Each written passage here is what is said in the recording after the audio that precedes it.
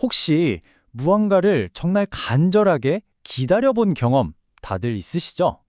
오늘 함께 살펴볼 이야기는요, 그 기다림이 사실은 단순하게 시간을 보내는 게 아니라 엄청난 노력이 필요한 일이라고 말하는 한 설교에 대한 분석입니다. 과연 어떤 의미가 숨어 있을지 지금부터 같이 파고 들어보시죠.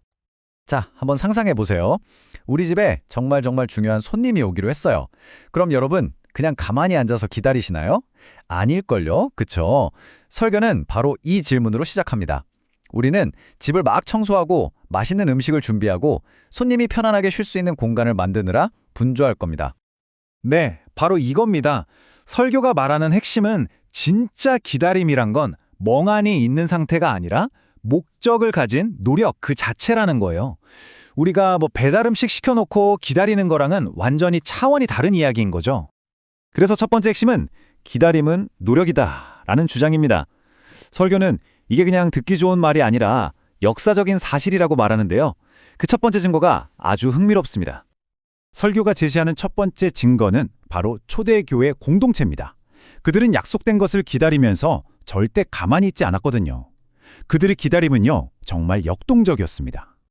그들의 노력은 정말 다각적이었습니다. 그냥 기도만 한 게 아니에요. 위협 속에서도 신념을 전파했고요. 더 놀라운 건 뭐냐면, 아니 이게 가능할까요? 사유재산 개념을 버리고 모든 걸 공유했다는 점입니다. 이건 인간의 가장 기본적인 본능인 소유욕에 정면으로 맞서는 거잖아요. 정말 엄청난 노력이었죠. 이 구절을 보면 와, 이들의 결단이 얼마나 급진적이었는지 확 느껴지지 않나요? 이건 내 것이 아니라 우리가 잠시 맡은 거야 라고 여기면서 모든 걸 내놓았다는 거죠.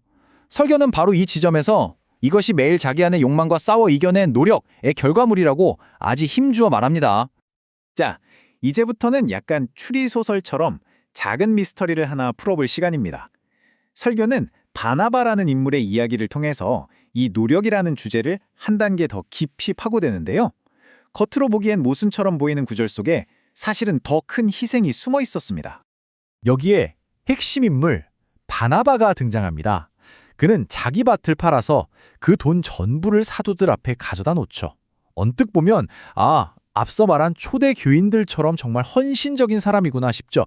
그런데 여기에 작은 함정이 하나 있습니다.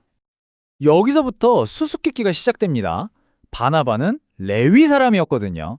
그런데 율법에 따르면 레위 지파는 이스라엘 땅에서 토지를 기업으로 받을 수가 없었어요. 아니, 땅이 없어야 정상인 사람이 어떻게 자기 밭을 팔 수가 있었던 걸까요? 네, 바로 이 질문에 딱 부딪히게 되죠. 바나바가 율법을 어긴 걸까요? 아니면 성경에 오류가 있는 걸까요? 그것도 아니면 우리가 모르는 무언가가 있었던 걸까요? 설교는 이 퍼즐을 풀면서 우리를 더 깊은 신실로 안내합니다. 자, 드디어 수수께끼가 풀렸습니다.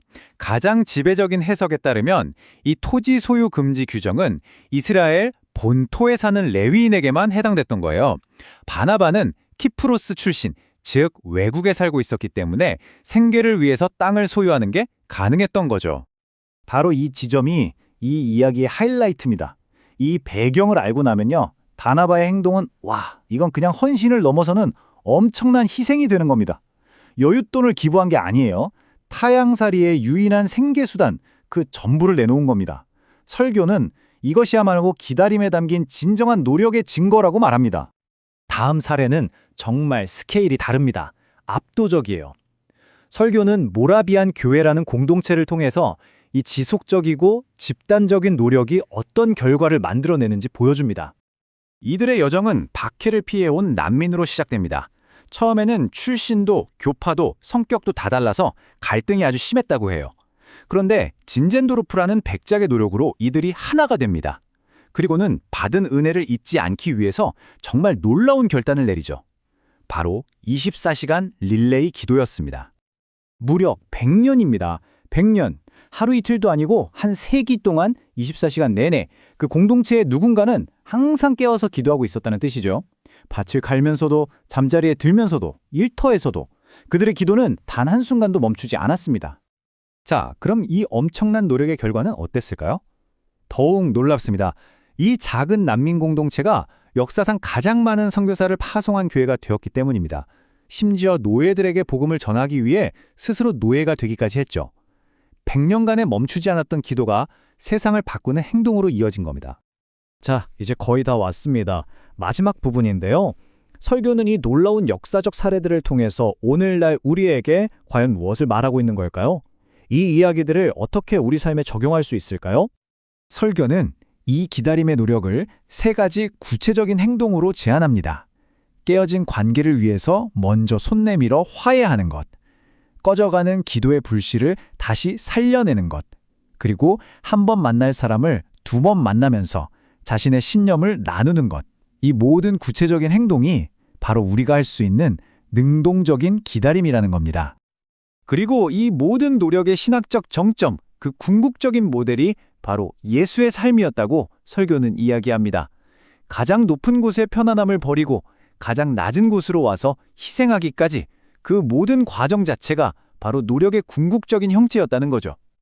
결국 설교는 우리에게 묻습니다. 우리의 열심, 우리의 수고, 우리의 헌신 같은 그런 의도적인 노력이야말로 우리가 드릴 수 있는 가장 귀한 선물이라고요? 오늘 이 분석을 마치면서 여러분께도 이 질문을 남겨봅니다. 여러분이 진심을 다한 노력으로 건넬 수 있는 최고의 선물은 무엇인가요?